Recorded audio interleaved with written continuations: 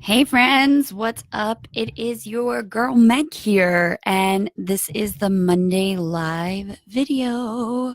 Welcome. Let's get everything set up here and make sure that this video is shared everywhere. Hello, hello.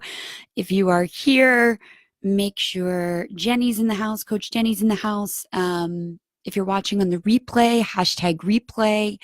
Um, I am excited to be here today, and I'm excited to talk to you about habits. If you're watching this on IGTV or if you're watching this on YouTube, I'd love to hear from you as well on the replay side.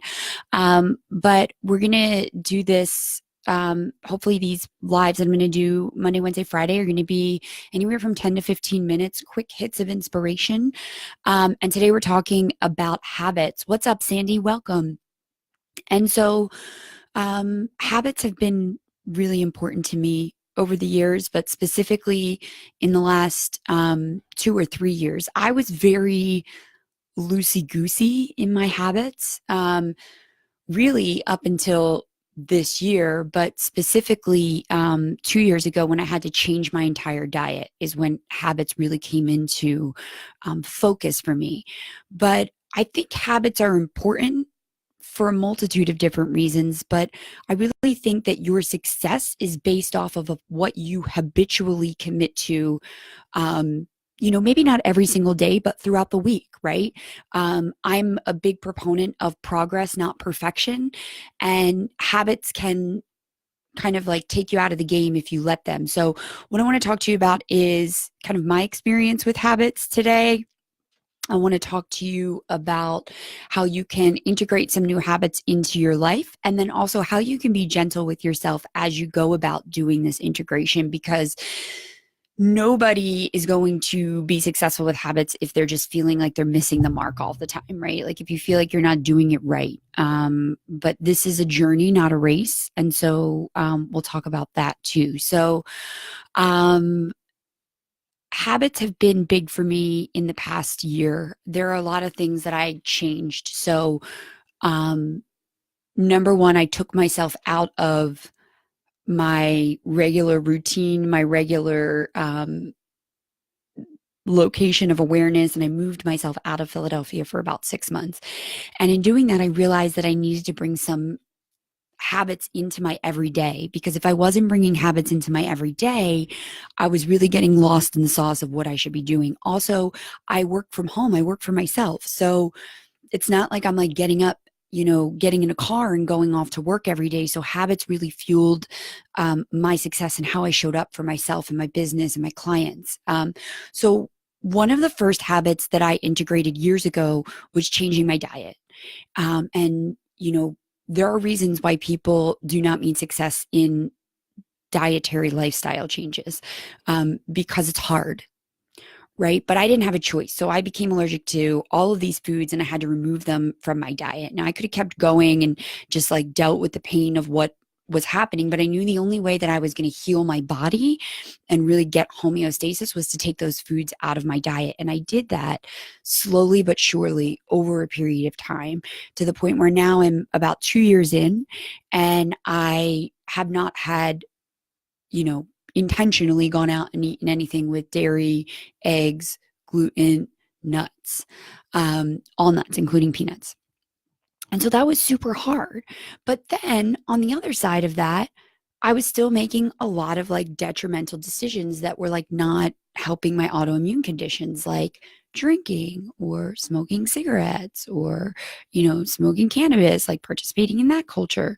And while that some of that is therapeutic for some people, it wasn't therapeutic for me, because real talk, I have a lot of addiction um, genes in my history, and so I know that there's a difference between something being therapeutic and me using it as a way to numb myself out, which is what was happening. So my celebration as we talk about habits today is that today, this week will mark 90 days that I've been totally clean and sober. I gave up alcohol in August. I gave up everything else recreational in November. So February 1st will be 90 days for me. And that is a huge milestone for me because I can't really recall in my adult awareness a time when, alcohol or some type of inebriating substance didn't play a large part in how I coped with the difficult things that were going on around me. So, huge celebration for me for sure. And it really brings into awareness how we and how I dealt with difficult emotions and stress and anxiety or as I was going through this shift, but also what habits did I invite into my awareness and how did I keep them going? So I'm a big proponent of positive replacement therapy. I don't know if that's actually a thing, but that's what I call it. So when I quit smoking cigarettes, I had to make sure that I didn't pick up food. Right. Because for me, smoking cigarettes or smoking in general was this hand to mouth action. It's like a pacifier, right? And same thing for drinking.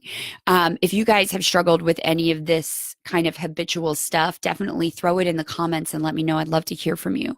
But I had to become aware of like what my connection to these vices or these habits really was.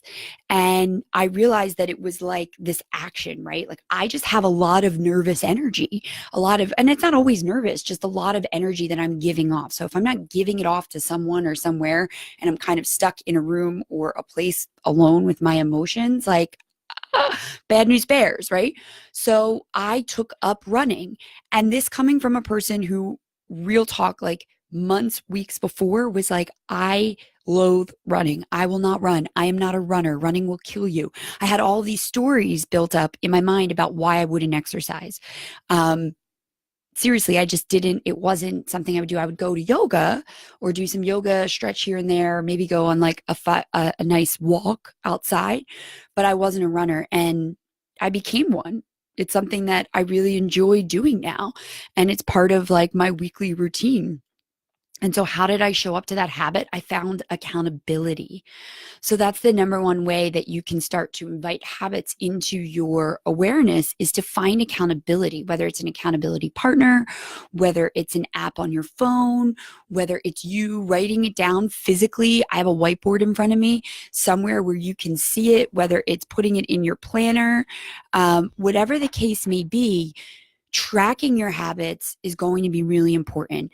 And I say tracking it with a gentle heart, right? Because the second part of being successful with your habits and developing these new routines is to understand that you're not always going to hit the mark, right? We're not striving for perfection here. And, I can say this as a recovering perfectionist that it's really easy to do it for a couple of days. You're feeling the high of it. And then you miss a day and you're like, fuck, I'm off the wagon. And then you totally just like fall off in general. Like you don't get back up because you start feeling shitty about yourself or you start developing the storyline that like, oh, I couldn't do it. So like, why should I keep going? The important thing to remember here is that you're working it into your awareness, like bite by bite. So running for 3 days in 1 week is going to be better than running for no days in 1 week. Running for 1 day in a week is going to be better than running for no days in a week. And when you start to incrementally build on that success is when you can start to invite these habits into your awareness. Welcome, Monica. We're just talking about habits. I'm celebrating 90 days of sobriety over here and talking about how we can right now with a gentle heart bring those habits into your awareness because it is so easy to give power to this really intense internal dialogue that tells you, oh, you fucked up, or oh, you made a mistake, or oh, you're not good enough, or oh, whatever the case may be, whatever story you're developing around why your habits aren't working is an easy enough story to subscribe to get you off because it takes a certain amount of time for that habit to really grow roots, right? You've planted a seed and you've said, I want to do something differently. That seed has to germinate. It has to like start breaking out of the shell that it's in and taking root and then pushing through the soil. And this is the part where it gets hard, right? This is the part where it gets difficult. This is the part where you can very easily talk yourself out of why you made this commitment. So, what's also helpful in developing new habits is to kind of write yourself a manifesto of why you want this, right? Because if you there's no greater power than taking a pen to paper and writing down why you want something, why a goal is important to you, where it's driving you to, right? If you have an end goal in sight, like, so we'll continue to use running as the example. If you have an end goal in sight and you know you need to train to get there, it's going to be easier to show up to that habit on the days that you've committed to showing up to it, as opposed to just kind of saying, oh, I want to start running and decide to start running. If you have a distinct end goal in mind, I want to run a 5K, I want to run a marathon, I want to run a triathlon, whatever the case may be, it's going to be easier for you to drive towards that, right? Because you have an end goal in mind. If you're just throwing spaghetti at the wall, have fun with that. Anything might stick. But the thing that's really going to build your confidence and help you persevere through those moments when you're like, oh my gosh, why did I ever commit to this? Is that end goal. You can bring yourself back to center around that. Additional habits for me is like the night before, I plan my day. So I really decide what I'm committing to the night before I actually commit to it. Okay. So I sit down with my planner the night before and I write in my planner all the things I want to do. And like, so for me, there's certain rituals that I have in the morning. And I've talked about this. Like, I wake up, I drink water, I take my medicine, I make coffee, I pull my cards, I do a meditation, I do gratitude practice. Now, listen, there are days when I don't do that, right? But I'm not going to beat myself up about missing a day. I might try to work it into my day at a different part. And if not, I'm going to come back and start again tomorrow. So at the core of this, remember, if you fall off or you miss a day or you don't check a box, it has nothing to do with your success of your habits. Your habits are what you're showing up to in service to again and again and again, right? And so if you miss a day and you come back, every moment, it is an opportunity to restart. I hear people say with like, especially with dietary stuff, I get a lot of people that come to me and want to talk to me about how I made different choices in my food because I was a sugar carboholic, beer drinking addict.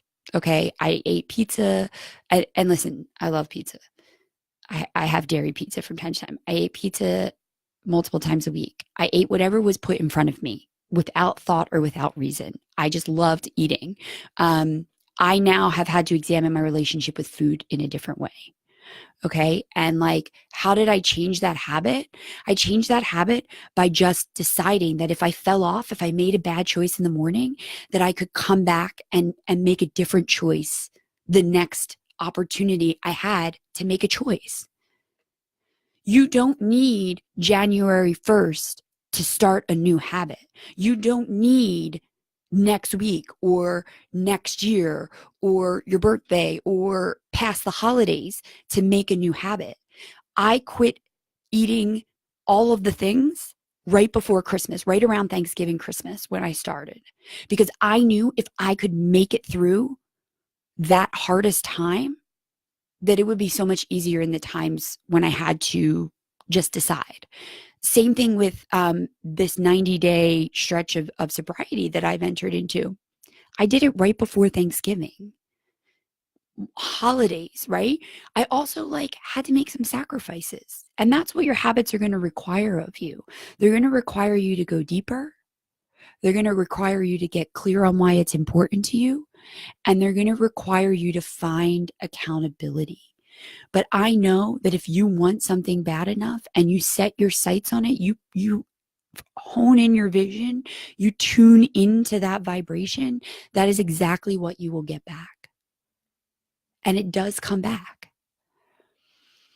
So my question to you is, what is one small tweak, one small habit that you can change today? And if not today, this week?